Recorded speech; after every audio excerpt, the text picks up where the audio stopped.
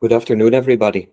So, my name is Merlijn. I'm going to talk about something completely different, WebAssembly in the edge. So, I'm a senior researcher at imec, and I teach at Ghent University.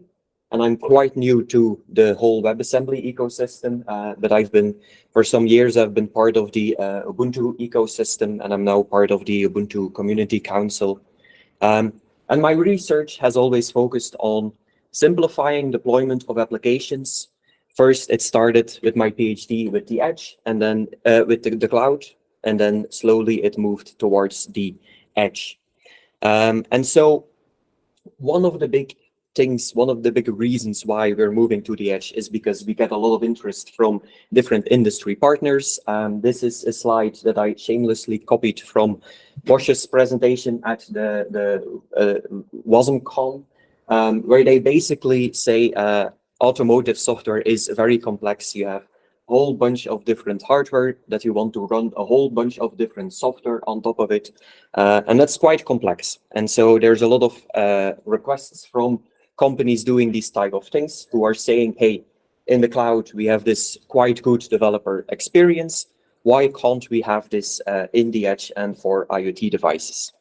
And so the first thing we did is just pick the popular thing in the cloud, which was Kubernetes, and see, can we shrink that to actually fit onto edge devices?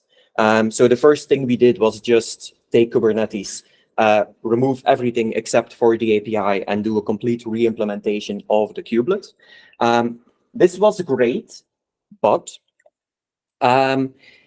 it was still using a lot of resources because some of the big power hogs of Kubernetes are not necessarily the default control plane that comes with Kubernetes, but are all the extensions that you plug into it to give like a very cool functionality, like adding encrypted virtualized storage or security policies or zero trust communication to Kubernetes. These plugins in the Kubernetes ecosystem are called operators. And Kubernetes is starting to become like a standardized API for operations code to talk with other operations code, regardless of whether or not that operations code is actually managing containers. And these operators, they are long-running processes, really heavy, a big issue for resources, a big issue for low-resource devices. So the second idea was to shrink operators. And we're going to do that with WebAssembly. So the first thing is we take these operators, which are long-running web servers that run inside of the Kubernetes control plane. We write them in Rust instead of in Golang because the Golang support for WebAssembly isn't good enough yet to just take the operator SDK and compile it to WebAssembly. But it is more than good enough to do it with the Rust SDK, which is kubeRS, the official Rust SDK to write operators in Rust. And we just basically compile the operators to Rust. And we have a parent operator, which is the WebAssembly runtime, an extension of Wasm, which has a whole bunch of new system interfaces attached to it. System interfaces that basically expose some of the most important functionality of the Kubernetes API. So normally, a normal operator would do HTTP calls to the Kubernetes API and create some watches to watch resources. In this scenario, the child operators, they do calls to the parent operator using the WebAssembly system interface to ask the parent operator to watch resources and to communicate with the Kubernetes API. And so this was quite a success. Simply using this system reduced the operators up to 69% so that they use up to 69% less RAM. We got a really big jump from going from a Golang operator to a Rust operator.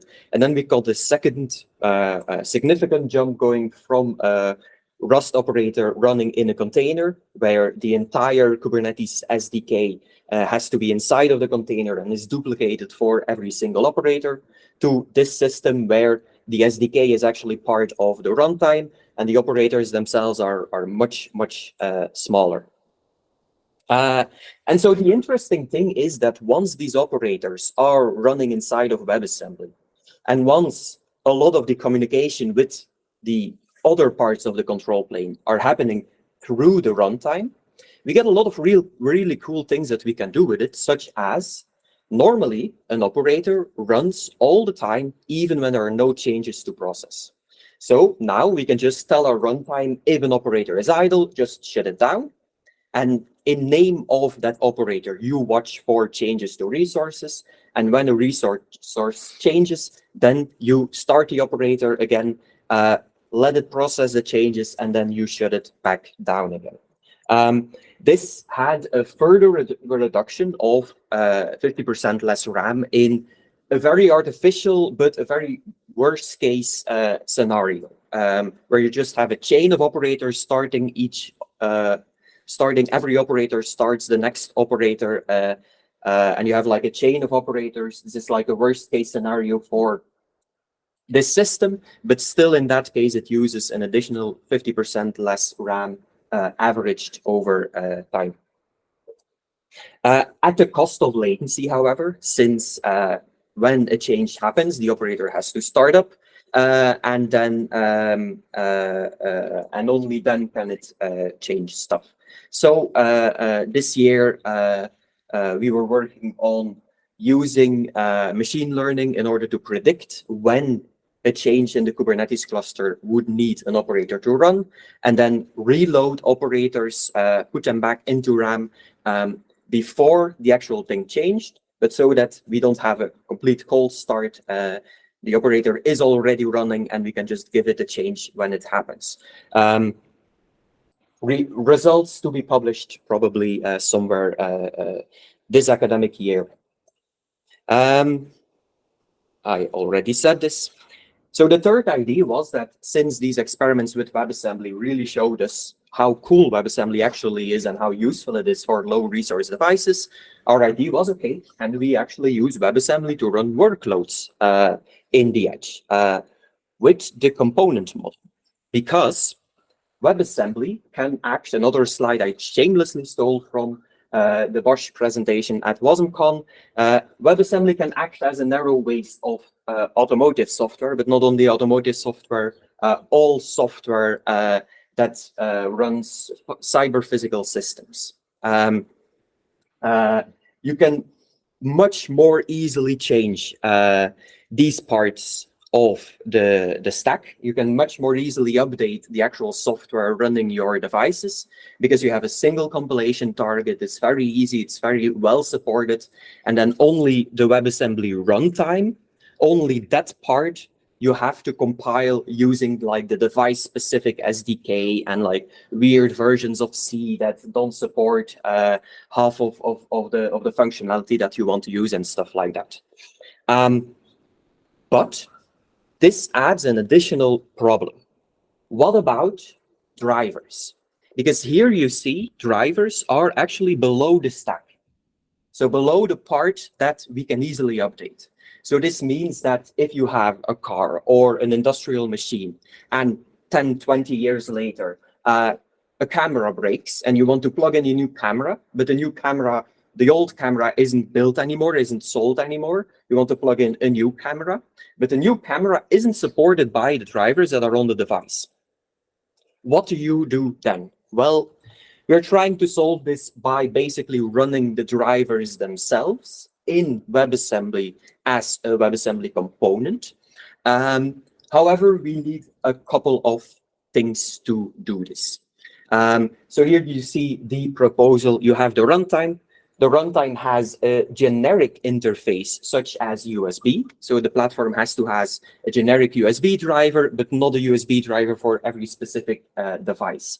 Then the device-specific stack is actually a WebAssembly component, which uses the USB interface from the runtime and then emits, for example, an H.264 stream to be used by an application. But we need a couple of things for this. So, why easier support for new hardware for older systems? We can actually also secure drivers. Drivers only need access to the things that they actually need. which makes it very much more secure to have like a very big supply chain with a lot of vendors of different components and different parts, because a driver isn't running in ring 0 anymore. It doesn't need full access to the entire system, so you don't need to fully trust the drivers that you're running on your system. And drivers are portable. So we need a couple of things to do this. First of all, last year we started work on WebAssembly system interface proposals for GPIO, I2C, and SPI, or I2C, as they say in the business. And this year we might be looking into WebAssembly system interface for USB. I've heard that some people are already looking at that. That might be something that's interesting to us. This is simply so we can connect WebAssembly components to the actual underlying hardware interfaces. Then the second thing we need is a with proposal or a sort of with extension for adding something like properties to an interface. This is because a USB interface, for example, a USB interface gives a component access to every single USB device. We want these components to have a way to define statically in their metadata, these are the USB devices that I support. So that first of all, the runtime, when a new USB device gets plugged in, the runtime can find the right drivers for that USB device. And second of all, so the runtime can further secure the access of that driver. It can make sure that if that driver is accessing another USB device that it didn't define in the declarations in its metadata, then it doesn't allow access to that USB device. And then the first thing, the last thing we need is this WebAssembly repository. I think it's called WARC or something.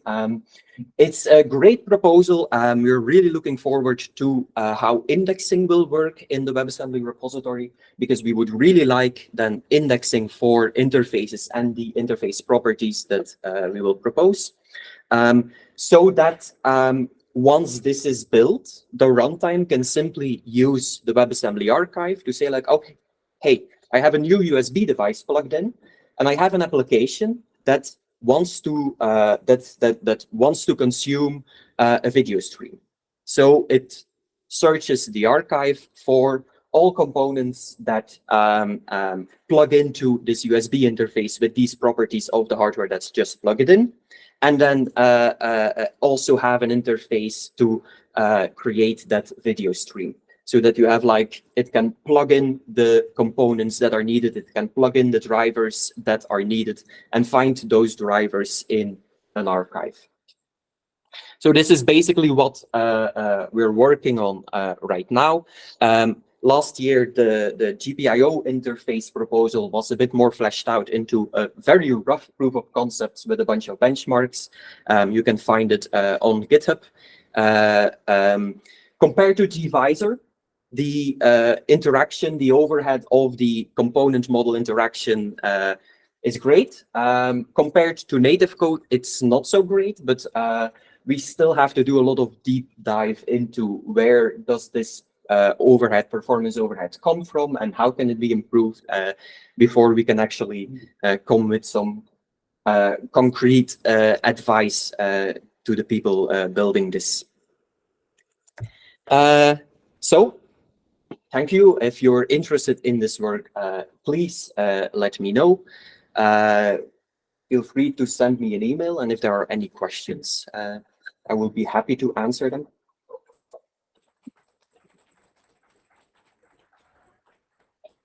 Is Emil still working on that? He worked on it as part of his master's thesis. And he said that he is interested in continuing the proposal in his free time right now. And so if he wants to do that, then he is free to do that. He was going to hand over the I2C and the SPI proposals to the next batch of master thesis students who will be working on it this year. Cool. So he already was in contact with Wammer, and also chatting through lip chat just to point it out. Okay. Yeah. Yeah. We really like the idea of students trying to interact with the community, trying to become part of the community. So we were very happy that Emil was so successful in that.